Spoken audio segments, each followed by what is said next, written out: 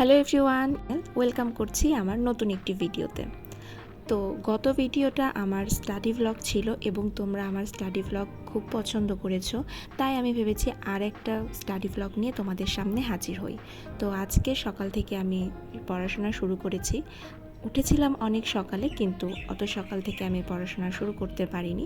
আমার পড়াশোনা শুরু করতে করতে একটু বেলা হয়ে যায়। তো প্রথমে আমি আমার ব্রেকফাস্টটা করে নিলাম। আমি চেষ্টা করি সকালবেলা সবসময় হালকা খাবার খাওয়ার জন্য। সকালের নাস্তাতে যদি হালকা খাবার খাই তাহলে পরবর্তীতে আমাকে বেশি এনার্জেটিক ফিল হয়, বেশি এনার্জি পাই। ভাত খাইলে বা ভারী খাবার খাইলে আমার অনেক ঘুম পায়, তাই কারণে আমি অনেক হালকা খাবার দিয়ে নাস্তা করি। এরপর আমি পড়াশোনা করতে বসলাম।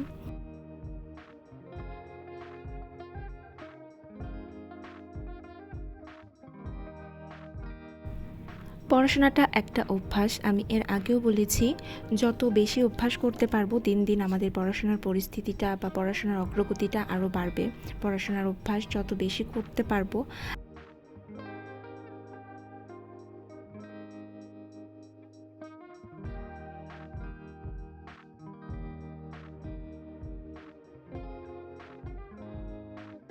আজকে আমি একটা বিষয় নিয়ে কথা বলবো। সেটা হচ্ছে কিছুদিন আগে, গত 2 দিন আগে এসএসসির ফল প্রকাশিত হয়েছে।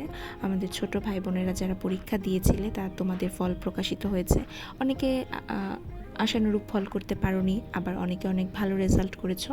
তো তোমাদের সবাইকেই মনের অন্তঃস্থল থেকে দোয়া করছি যেন ভবিষ্যৎ জীবনে ভালো করতে পারো। আর যারা ভালো করতে পারোনি, আশানুরূপ ফল করতে পারোনি, তাদেরকে একটা কথা বলবো যে জীবনটা এত ছোট নয় বা এত দ্রুত থেমে গেলে চলবে না।